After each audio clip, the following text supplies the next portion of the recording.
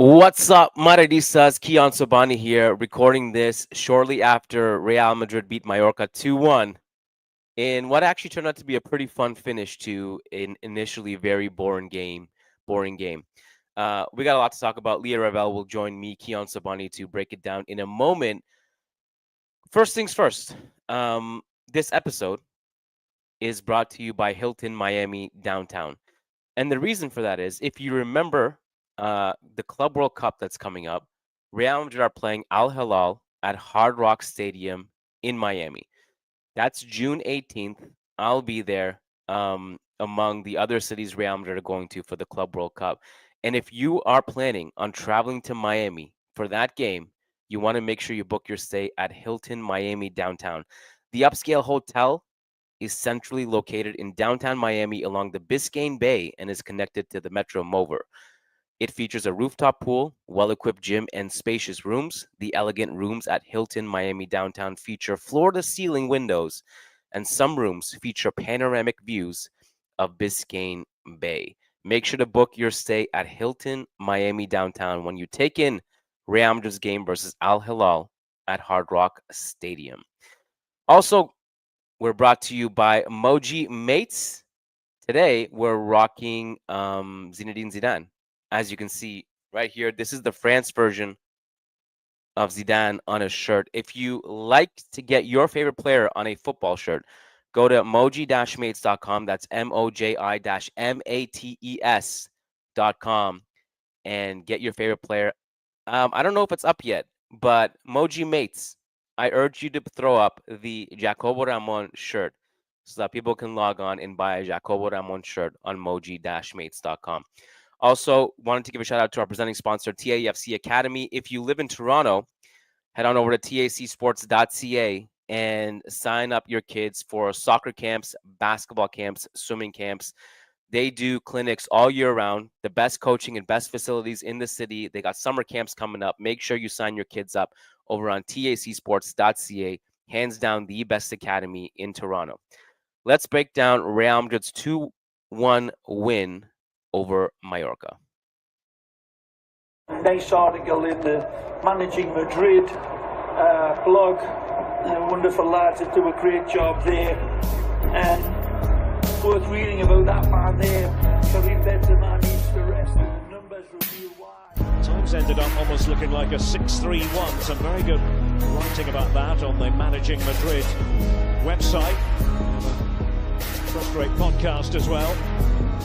Of course, Fede Valverde was a huge part of the equation.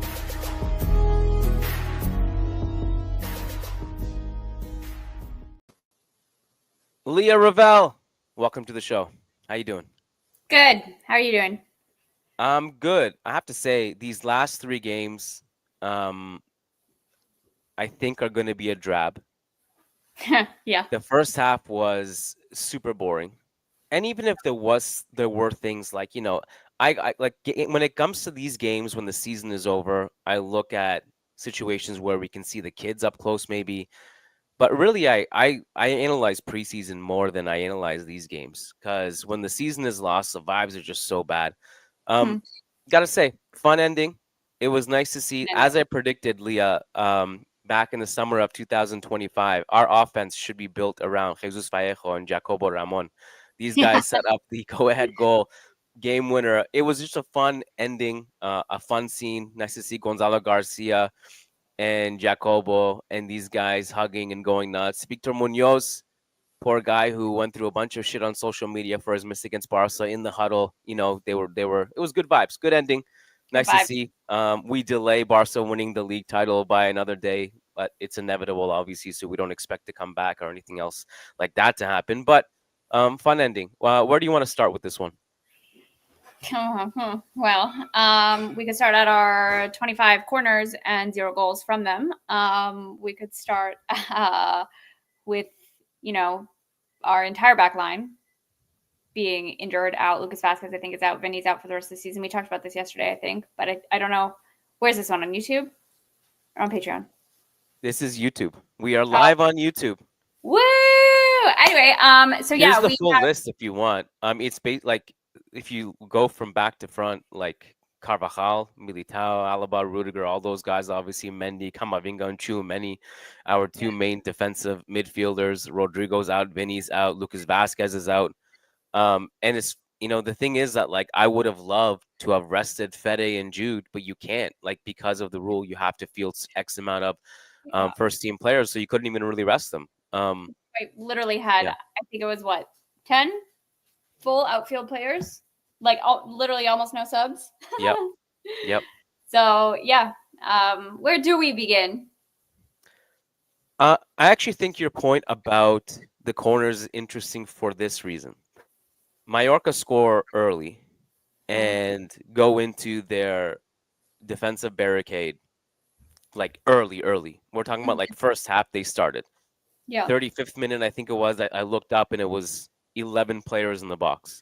And we had like 3 or 4. One of them was Endrick, who is barely taller than me. And that's not something to be to be gloating about if you're taller than me. It's very easy to be taller than me. So the point is, we had all these crosses and corners, and it's not like look, there are millions of games this season that we could have used the target or the Joselu profile. This would have been one of them.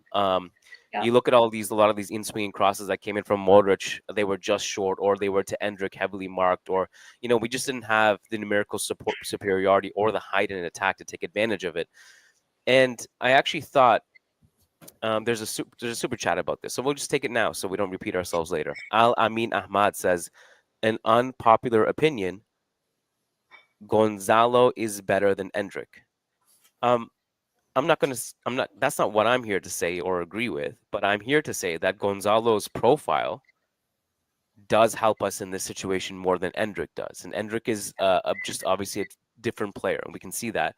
Gonzalo can get on the ends of things. He missed that big chance, but that's what he does. He gets on the ends of things. That's what he did in the Copa del Rey, where he scored that goal. So I think that's maybe somewhere you can start. And when I look at games like this, Leah, my mind is really not thinking about this game or this season. My mind is like, I wonder how Xabi Alonso will use Endrick. What will his role be off the bench? Like, how is he going to set this up? I'm just super curious about how Xabi will use every single one of these players.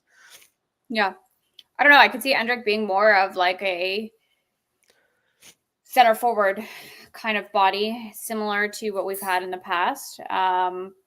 I don't know. It's hard to say. I feel like he has the box crashing, like,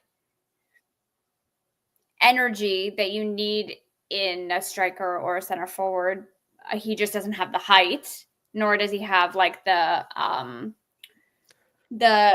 completeness that other center forwards would typically have. So it's interesting. I don't know. It's hard to say. I'm unsure, but I'm interested to see. Yeah, I mean, I think the next step for Endrick, and Xabi obviously will have to have a huge part in this, getting him to channel his energy correctly. Yeah. He is such a chaotic player, which, listen, sometimes that's really good, because I think it's easier to dial that back than it is to get a really shy player to get involved and do the right things. But there's just a lack of polishing with him. Like, he's just so raw. He's so young. He's such a kid. Yeah. And, you look, his cutbacks are really messy. When he has a pass on, he can't really hit his target. He's not a polished passer at all. He's an explosive player who can get past his man. But the passing needs work. The shooting is wild and erratic. Sometimes it's great. Sometimes it's just literally to the sky. And so it's just going to be a lot of like channeling and being able to use that energy properly, It's a shame that that he wasn't older or wasn't less raw in his skill set, or wasn't a bigger, or we were completely like desperate in attack, because I feel like Ancelotti is the kind of manager that would have been able to get the best out of him if we used him, if we were desperate to, you know what I mean? Like the same way that he got the best out of Vinny, that he was able to hone like super raw skills, or skills that weren't necessarily like his best. I feel like Ancelotti is such a good man manager that hopefully Xabi will replicate in that sense. And Ancelotti will continue to coach Endrick at the national team level. That's true. So Touché. we'll get to see Endrick develop under Carlo and Xabi Alonso. Okay. Yeah, it'll be interesting. So listen, I had to be honest. By halftime, I was ready to roll up to this podcast. 30 minutes of talking points tops. Yeah. One of them was about Mallorca basically being really difficult to break down after scoring early. Poor defensive sequences. If really the big there was two, I think, messy defensive sequences overall in this game because Mallorca really didn't attack much, if we're being honest. One of them was the 1-0 where Valiant, the center back, and in that moment, initially it's Jude Bellingham's man who didn't expect Valiant to make a run into the box. Mm-hmm. So Valiant makes a run into the box, into that half space between Fran and Asensio. Fran steps up. He's not there to cover. Asensio can't cover because he's marking one of the forwards. So there's no coverage. Ceballos can't intercept it. And Valiant scores. That was one. And then the second one was right after Mbappe's equalizer. We switch up, and I think it was actually JACOBO Ramon who gives the ball away. Courtois makes a big save to keep it at 1-1. And those were really the talking points. I mean, I thought Arda had a good game, Leah. I thought his verticality was really nice, and he played some really good through balls and passes. Mbappe, 40 goals. 40 goals. I can't really sit here and celebrate that prediction because of the way the season went, but he got his 40 goals. It seemed inevitable, despite such a slow start, that he would get it. I mean, he's Kylian Mbappe. That's what he does. So he got his 40 goals. I thought he worked hard, and I thought as the game wore on, it was just the urgency increased. The kids were all fighting, which was nice to see. And I guess another standout for me is the same guy who's a standout every week, which is Fede Valverde. Works hard defensively, gets involved in the attack, carries the ball. Every single time he shoots from distance, it's dangerous. It's like his shot from distance, Leah, is basically like the equivalent of someone in the 6-yard box. This is a regular guy because like if Fede shoots from distance, it's like he has a chance to score. He almost always gets it on target. It's really impressive. Yeah, I think Mbappe. I've been delivered. Mbappe, with his slow start, being able to still score 40 goals, makes me excited for next season to see what he's going to do. Now that he's integrated, he's gotten the initial struggles out of the way. It feels like he's gelled into the team now. Yeah, 40 goals for a flop is impressive. Arda, I think it's a good point. I think this is the Arda. We didn't really see the Arda we thought we would see against Barcelona, but today was the Arda that we wanted to see against Barcelona that we had seen in previous games. So, he just, like you said, vertical links up play well, is creative, and we needed someone creative. Yeah. So this is how the game went down visually and in the numbers. We thoroughly deserved to win. XG of 3.46. Mallorca barely attacked, as you can see. 4 shots total. That's 3 wild. in the box. Yeah. And then you just see this massive, just a machine gun of chances. Gonzalo Garcia, big one, 0.49 in the 6-yard box late. I thought that was going to be the game winner, and turned out it was JACOBO Ramon. Bellingham had several. Mbappe, another one here. That's the one, I think, where Leo Roman comes out. Leo Roman, Mallorca's goalkeeper, prevented this from, being 2-1 sooner.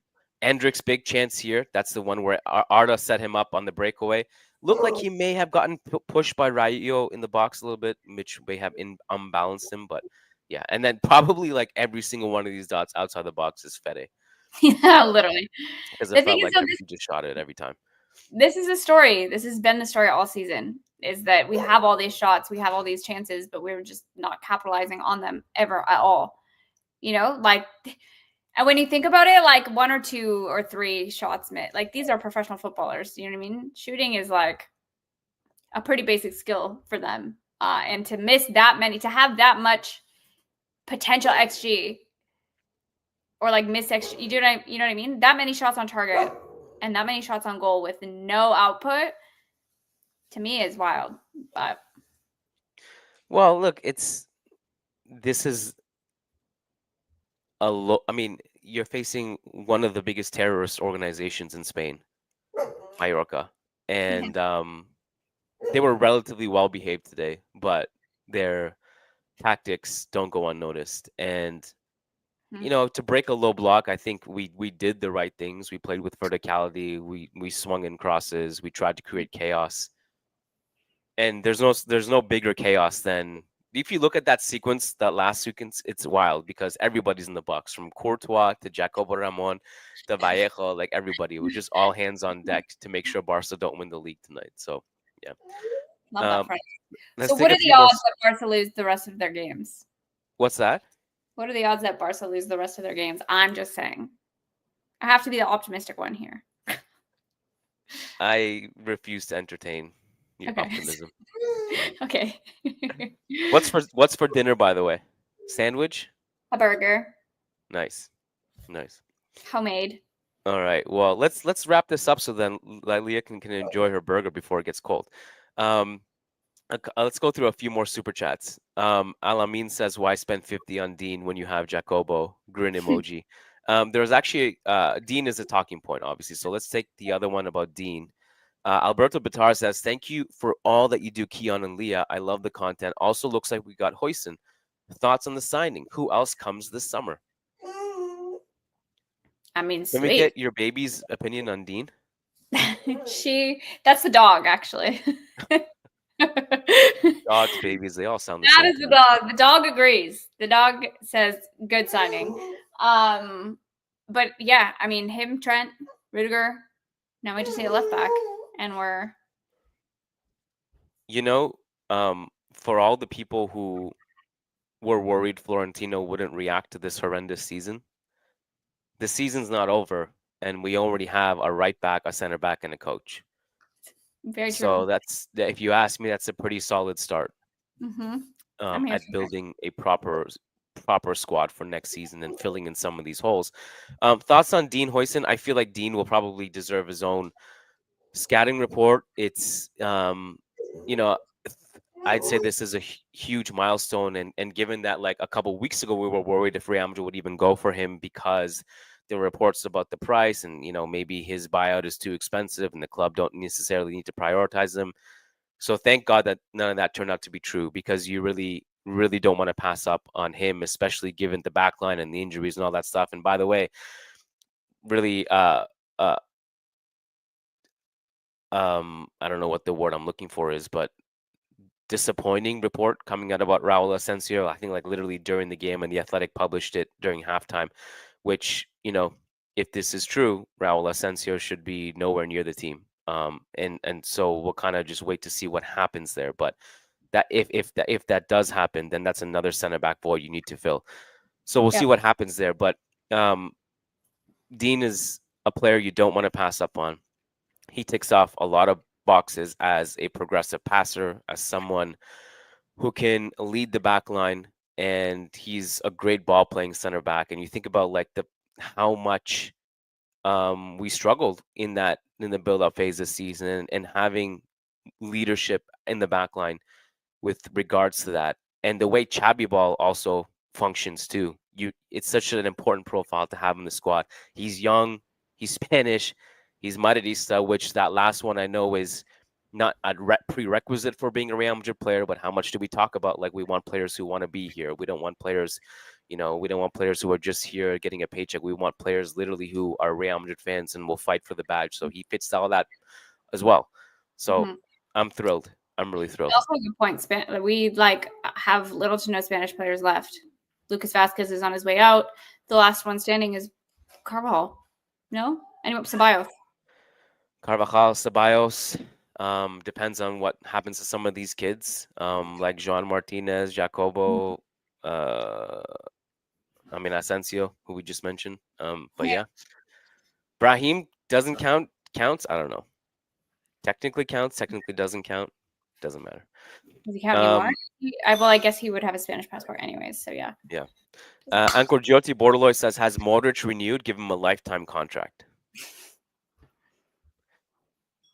Div Yang Well, says, oh, sorry, did you want to jump in on that one? no, just yes. Div Yang says, Mbappe, 40 goals. This super chat is for Kiyan's prophecy. I just want to say, my 40 goal prediction started last summer and is not a brave prediction at all. It's Mbappe. He had probably like his worst season last year by eye test standards, and he scored 44 goals or something like that. So 40 goals with better players around him was not far-fetched for me. Now, I will say, like, I think obviously the way the season went down was what was more surprising than him getting 40 goals.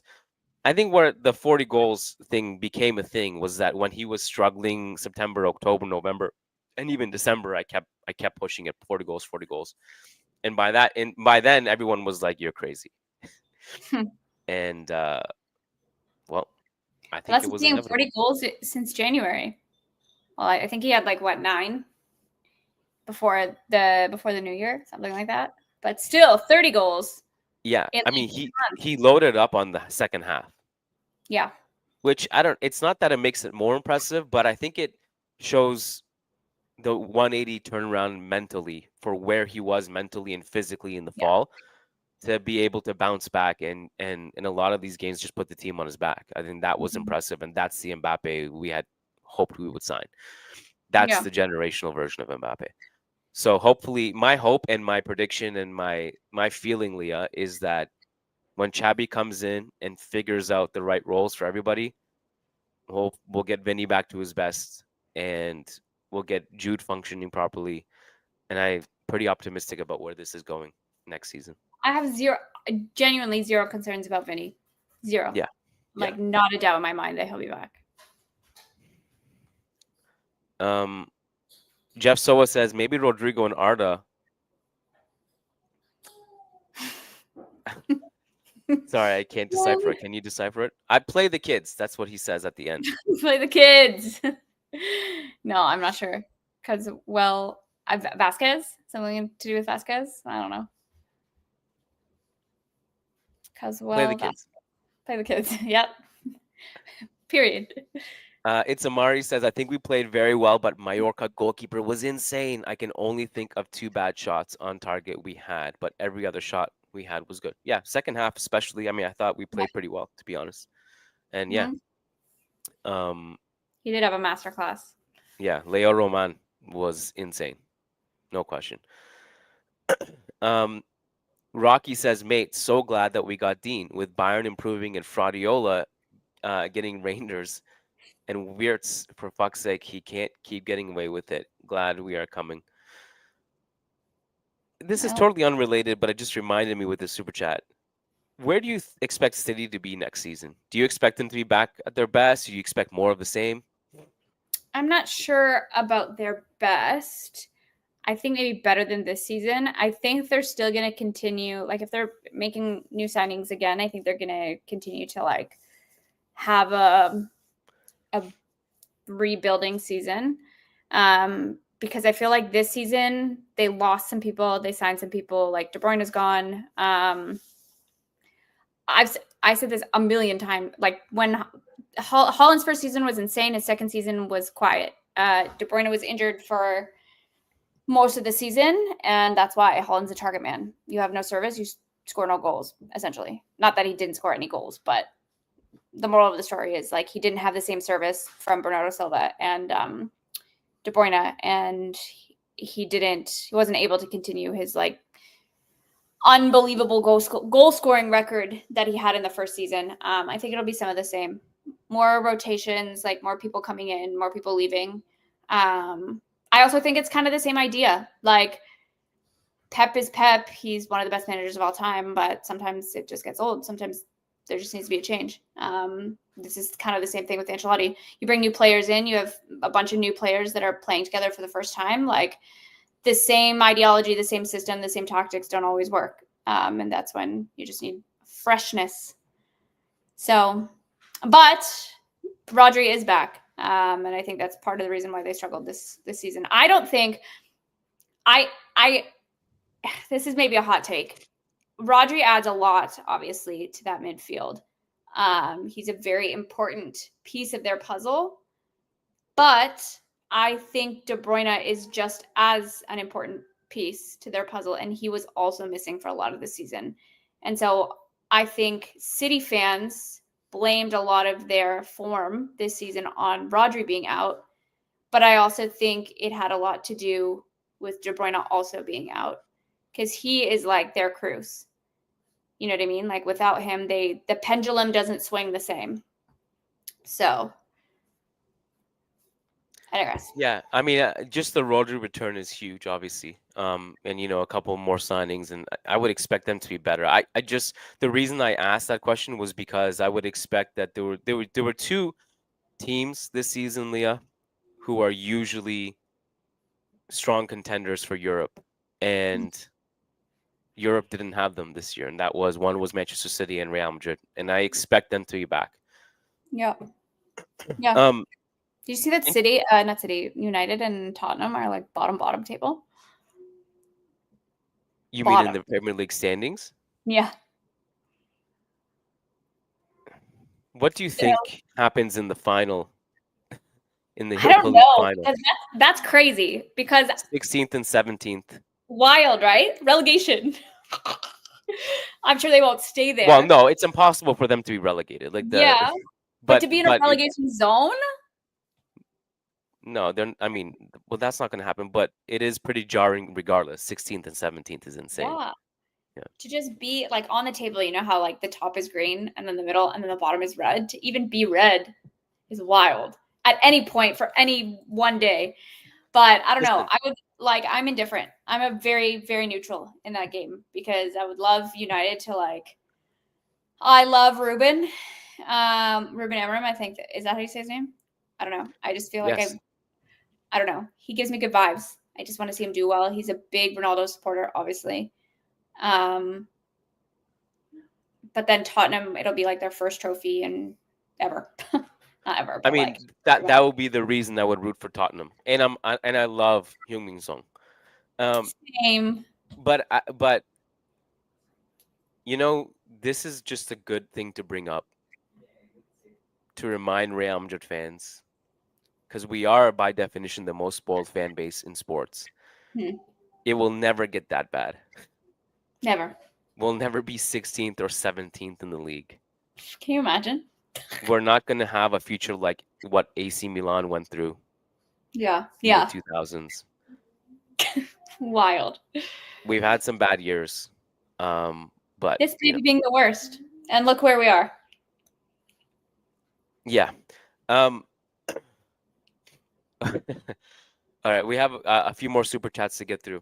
By the way, just heads up, I'm planning on doing a live Q&A on YouTube this week at some point. I don't know if it'll be tomorrow or Friday, but my plan is on that episode, I'm going to do a lot of Dean Huijsen kind of scouting and how he fits and more about Xabi Alonso discourse. And there will be like a big tactical episode dropping on all that stuff soon.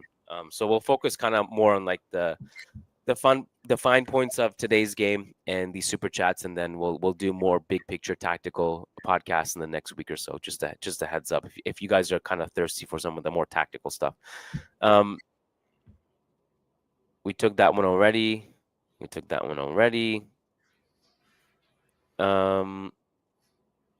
Thoughts on Stiller? Is Budimir out of contract? Carreras, Konate? Yes. I like Konate. I don't see that as a realistic signing. Carreras is, from the limited I've seen of him, I like him. Yeah. And if the club go for him, I think it will be a solid signing. Budimir has just been floated around a lot in the last week. And look, players like that are, because of the Joselu profiles, I suppose. I mean, I don't know how much a player like that would play, but I'm in these situations, I'm completely I refer to Xabi Alonso, who is 3 million times smarter than me. And if he says he wants these players, then you should do it. Stiller, I just don't know necessarily how it would translate to a bigger club, but I guess we have that problem of everybody we sign, including Dean. So I don't know. What's Asensio up to? Does he want to come back? Imagine. He made all of his money and now he can just come back. Yeah. Period. I wonder how much that would penalize him financially if he did that. I don't know. Come out on top. Last one, Jeff Soba says, my bad. The YouTube keyboard is so ass. I was suggesting that seeing Arda doing so well made me think perhaps Vasquez forced starts hurt Arda and Rodrygo more than we or Carlos seem to realize. Thanks. Can I just say, Jeff, it said nothing. The OG one said nothing like that. Yeah, Jeff, this is like an articulate essay. The other one was like 3 words and it said Vaz. Oh, funny. Shout out to Jeff, lovely guy. We met him at one of the podcasts we did. I think the dominoes of having Vasquez at right back throughout the season hurt a lot of people, including Arda and Rodrygo and Fede. Yeah. And to be able to go from Vasquez plus Fede or Rodrygo to next season having a right side of any combination of Trent, Fede, Arda, and Rodrygo if he stays is just, and Carvajal back is just such a massive upgrade. Yeah. Even it's almost incalculable how much of an upgrade that will be. For like several different positions on the field also. Like just having stability in one role and being comfortable with the idea that you don't have to Fede doesn't have to drop. Wingers don't have to drop as much. They're just, yeah. What I'm thinking in my head is not coming out in words, but yes. Cool quote from Courtois and JACOBO Ramon. He says, JACOBO is a real gem, a really good guy.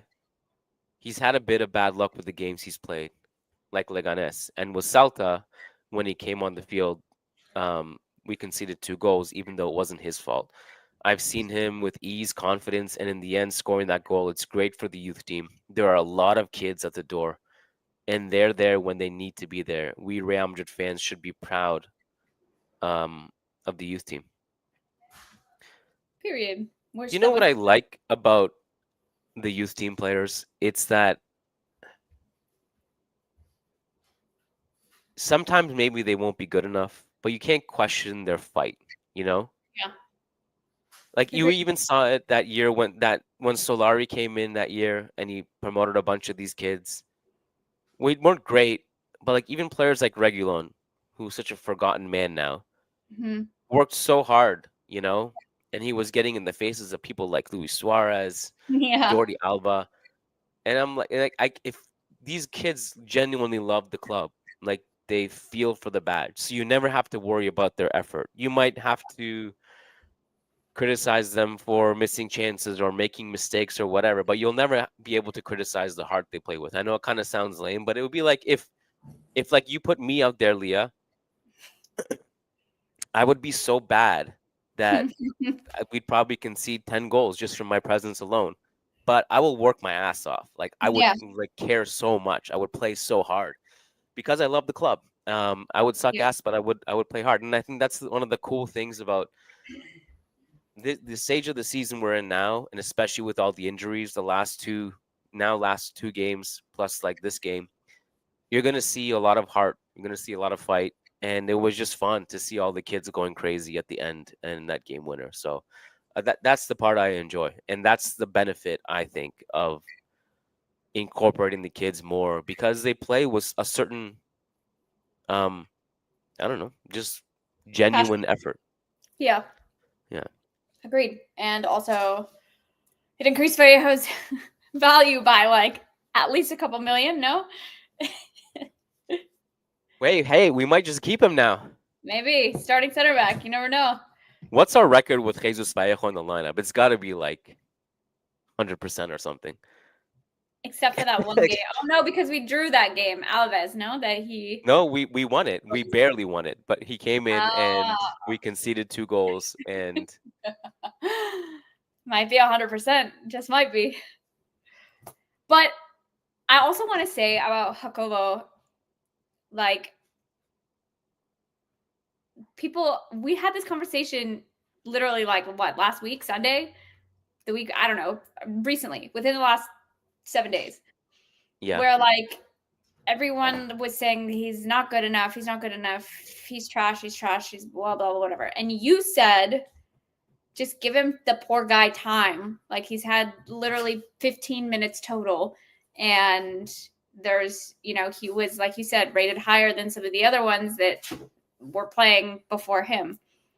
And I just want to say, I know like it was just one goal, the game winner, but I feel like there's more that go. I also know that everyone was up for that goal, but Yeah. I don't know. It's a positioning thing too. Like, you have to be in the right position. You have to I don't know. I feel like that's good for him. Give him a little bit of confidence. That's exactly what he needed. Yeah, no, I'm totally with you. There's obviously talent there as well. Like, and JACOBO playing well with he does with Castilla. That's the thing. Like, I think sometimes we see youth team players succeed right away, and then we, as impressive as it is to see that, we unfairly use that as the standard of what you should be right away. So then we become like less, and again, not me and you, but like generally, like, you see fans being less tolerant of young players who make mistakes, as they'll start pointing to be like, oh, well, look what Lamine Yamal is doing at the age of 15 or 16 or 17. Yeah. So why should Victor Munoz be allowed to miss that chance against Barca? I'm like, that's not how it works, like, at all. There are growing pains with every player. And so, you gotta be patient with them with this stuff, and if they're talented and they have the right head on their shoulders and they can overcome the adversity and some of those growing pains, then you have a special player on the other side.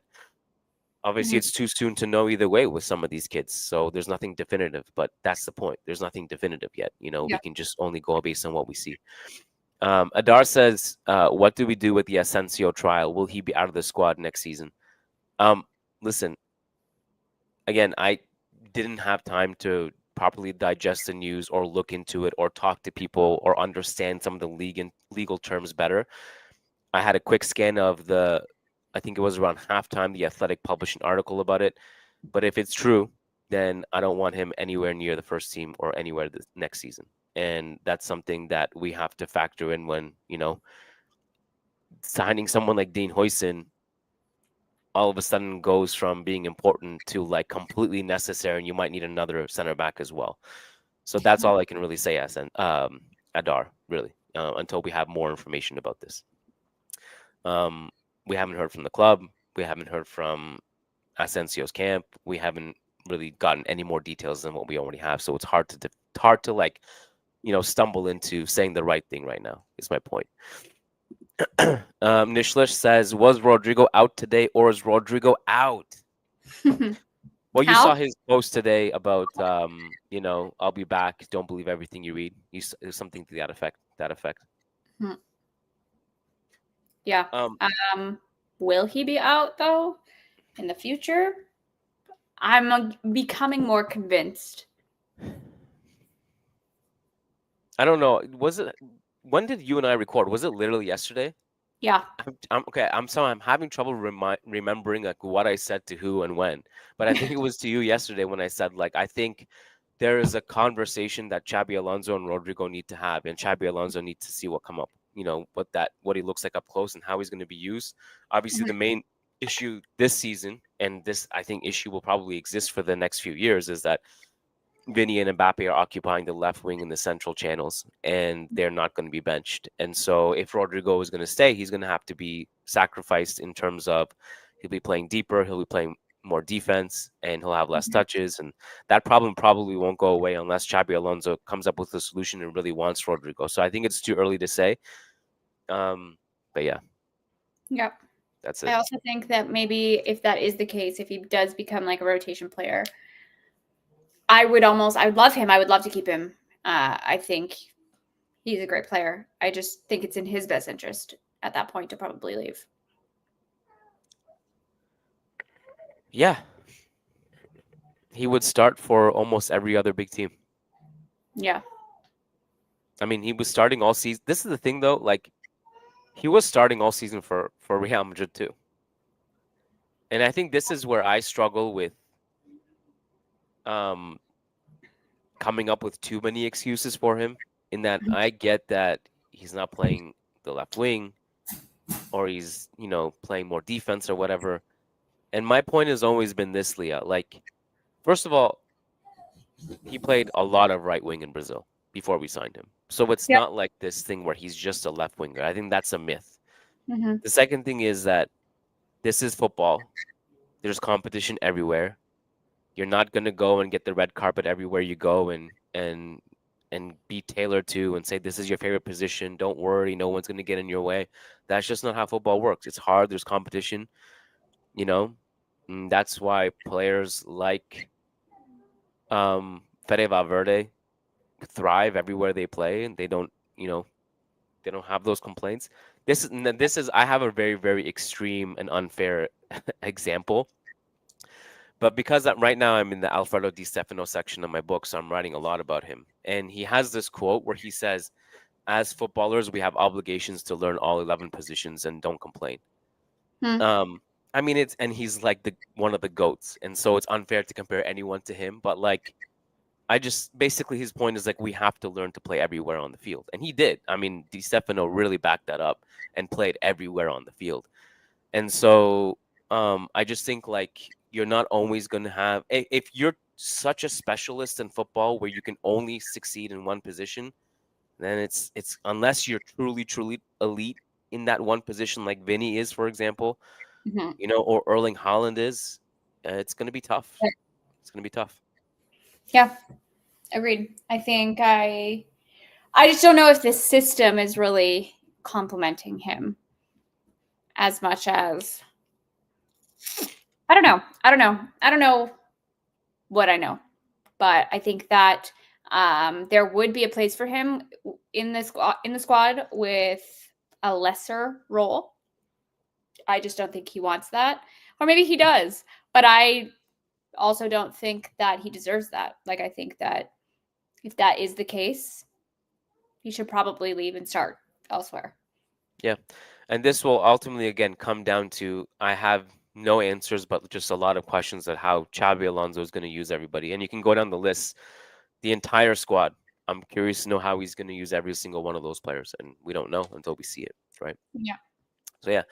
All of a sudden, that Club World Cup that we didn't really care about looking kind of interesting now. Like, we're kind of starving to see some football Something. under the new regime. So let's I see. just want Let's to see how feel that goes. something. Yeah. Listen, guys. Some big content coming out that we're planning. We're gonna have a lot of good tactical scouting reports on players like Dean Huijsen. How does this all fit with Trent and Xabi Alonso next season? We're gonna do Q&As on YouTube. We got mailbags for members, patreon.com/Managing Madrid. You can also hit join if you're watching this on YouTube right underneath this video and join YouTube memberships instead if that's what you prefer. That's cool too. Yeah, this was fun. More fun than I thought I was going to be heading into this game. When's our next game? This weekend, right? Yeah. Who is it? Sociedad, or is that the last one? We got Sevilla on Sunday.